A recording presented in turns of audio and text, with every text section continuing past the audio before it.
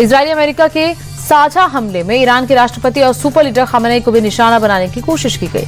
Israel ने राष्ट्रपति भवन और Khamenei के ठिकानों पर 7 मिसाइलें दागी। हालांकि ईरान का दावा है कि हमले में राष्ट्रपति सुरक्षित है, वहीं खामेनेई को भी तेहरान से सुरक्षित स्थान पर शिफ्ट कर दिया गया। इस हमले में ईरान के कई बड़े कमांडर्स के मारे जाने की खबर है। ईरान को चौंकाने के लिए इजरायल ने दिन में हमला किया, एयरबेस के साथ साथ युद्धपोत पे से भी अटैक किया। इस हमले में ईरान की पूरी टॉप लीडरशिप को टारगेट करने की कोशिश की गई। बीते 4 दिन से अमेरिका और इजरायल इस हमले की तैयारी कर रहा था। इंटेलिजेंस हेडक्वार्टर से लेकर न्यूक्लियर सेंटर तक को निशाना बनाया गया। ईरान पर हमला करने के बाद अमेरिकी राष्ट्रपति ट्रंप ने पहला बयान जारी किया। राष्ट्रपति ट्रंप ने कहा कि ईरान कभी परमाणु शक्ति नहीं बन सकता। ईरान परमाणु हथियार बनाने की कोशिश कर रहा था और अमेरिका को निशाना बनाने की कोशिश में था। ईरान के खिलाफ अब हमने बड़ा ऑपरेशन शुरू किया है। हमारा लक्ष्य खतरे को खत्म करने का है। हम उनकी नेवी और मिसाइलों को खत्म कर देंगे। ट्रंप ने ईरान को धमकी देते हुए कहा, खामेनेई की फोर्स हाथ डाले या फिर मौत का सामना करे। राष्ट्रपति ट्रंप ने अपना बयान में चौंकाने वाला दावा किया। ट्रंप ने दावा किया कि अमेरिका ने ईरान को कई ऑफर दिए, लेकिन ईरान ने सभी ऑफर्स को ठुकरा दिया। इसके बाद आखिर में अमेरिका को हमला करना पड़ा। सूत्रों के मुताबिक अमेरिका ने ईरान के आगे 4 शर्तें रखी थी। पहली, यूरेनियम एनरिचमेंट पर पूर्ण प्रतिबंध। दूसरी, पहले से संवर्धित यूरेनियम को हटाना। तीसरी, लंबी दूरी की मिसाइलों की संख्या सीमित करना। और चौथी, क्षेत्र प्रॉक्सी बलों को मदद देना बंद करे। लेकिन ईरान इन शर्तों पर तैयार नहीं था। ईरान पर हमला करने के बाद इजरायल भी ईरान के पलटवार को लेकर पूरी तरह से अलर्ट था। इजरायल ने एयर डिफेंस सिस्टम आयरन डोम को एक्टिवेट कर दिया है। नेतन्याहू सरकार ने पहले ही पूरे देश में इमरजेंसी घोषित कर दी थी। एडवाइजरी जारी कर लोगों को सुरक्षित जगहों पर जाने को कह दिया था। स्कूल कॉलेज बंद और सार्वजनिक कार्यक्रमों पर पाबंदी लगा दी थी। साथ ही सभी उड़ानों को भी रद्द कर एयर स्पेस भी बंद कर दिया गया था। इजरायल की यरूशलेम और तेल अवीव में कई जगहों पर हवाई हमले के सायरन सुनाई दे रहे हैं। इजरायली सेना के मुताबिक लोगों को सचेत करने के लिए देश भर के कई इलाकों में एयर रेड के सायरन बजाए गए हैं। बता दें कि ईरान पर हमला करने के बाद इजरायल भी अलर्ट मोड पे है। हमले के बाद अमेरिका में भी अलर्ट है। कतर की अमेरिकी एम्बेसी ने अपने सभी कर्मचारियों को सुरक्षित जगह पर रहने का निर्देश दिया है। दूतावास ने अपने नागरिकों को भी अगली सूचना तक ऐसा ही करने की सलाह दी है। वहीं इस हमले के बाद पड़ोसी देश भी अलर्ट पर हो गए। इराक ने भी अपना एयर स्पेस बंद कर दिया है। ईरान पर अमेरिका इजरायल के हमले के बीच इजरायल स्थित भारतीय दूतावास ने नागरिकों के लिए एडवाइजरी जारी की है। सभी भारतीयों को सावधान और सतर्क रहने को कहा है। बेवजह घर से बाहर और गैर जरूरी यात्रा करने से बचने की सलाह दी है। जॉर्डन स्थित भारतीय दूतावास ने भी नागरिकों के लिए एडवाइजरी जारी की है। उधर इजरायली एयर स्पेस बंद होने से एयर इंडिया की दिल्ली से तेल अवीव की फ्लाइट को मुंबई डाइवर्ट कर दिया गया है। प्रधानमंत्री मोदी ने राजस्थान के अजमेर से सर्वाइकल कैंसर की रोकथाम के लिए देशव्यापी मुफ्त HPV टीकाकरण अभियान की शुरुआत की। अभियान के तहत 14 साल की बच्चियों को मुफ्त टीका लगेगा। टीका लगवाना पूरी तरह से स्वैच्छिक होगा, लेकिन वैक्सीन लगवाने के लिए अभिभावक की लिखित मंजूरी जरूरी होगी। पीएम मोदी ने अजमेर से राजस्थान को बड़ी सौगात दी। 16,686 करोड़ के विकास कार्यों का शिलान्यास और उद्घाटन किया।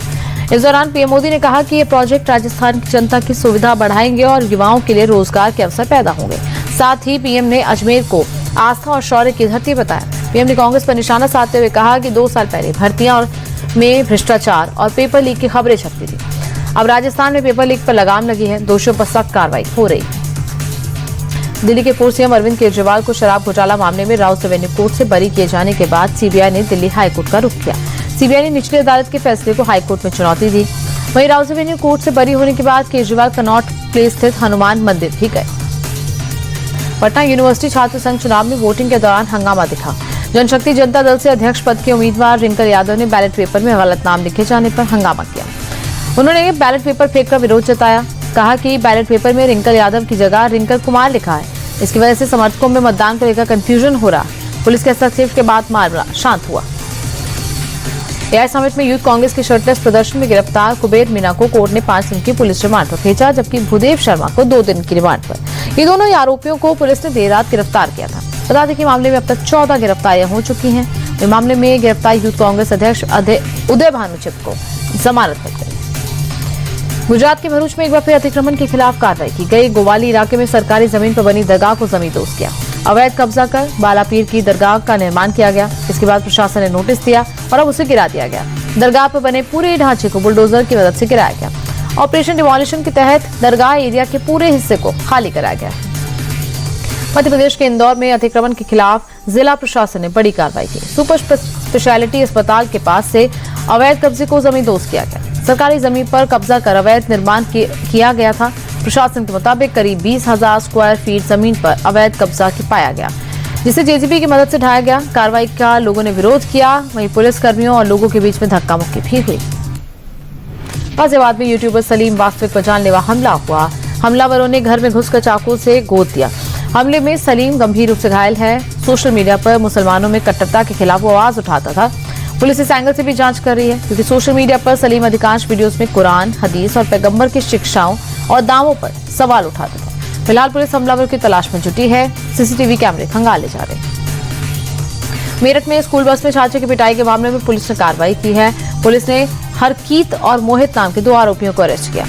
अरेस्ट करने के बाद दोनों आरोपी थाने में हाथ जोड़कर माफी मांगते नजर आए। पुरानी रंजिश में बस में घुसकर छात्र की बेरहमी से पिटाई की और इसका वीडियो भी वायरल हुआ था। इसके बाद से ही पुलिस आरोपी की तलाश कर रही थी। राजधानी दिल्ली में अपराध थम नहीं रहा। आए दिन लूट, डकैती, मर्डर की घटनाएं सामने आ रही हैं। बदमाशों के हौसले लगातार बुलंद हो रहे हैं। कानून व्यवस्था पूरी तरह चरमरा गई। मॉडल टाउन इलाके से लूट का ताजा मामला सामने आया, जहां चोरों ने पिस्टल की नोक पर 14 लाख की लूट को अंजाम दिया। दरअसल गुरुजी स्टूडियो नाम की दुकान पर 3 चोर आए, बंदूक की नोक पर 14 लाख रुपए लूटकर फरार हो गए। घटना के बाद इलाके में हड़कंप मचा। फिलहाल पुलिस जांच में जुटी हुई है। पश्चिम बंगाल के मुर्शिदाबाद में शुक्रवार देर रात सनसनीखेज वारदात हुई। बच्चा चोरी के शक में गुस्साई भीड़ ने स्कॉर्पियो में आग लगा दी। इसमें कार पूरी तरह जलकर खाक हो गई। दरअसल बच्चा चोरी की आशंका में स्थानीय लोगों ने कार का पीछा किया और गाड़ी रोककर हमला कर दिया। इस दौरान कुछ लोगों ने कार में आग लगा दी।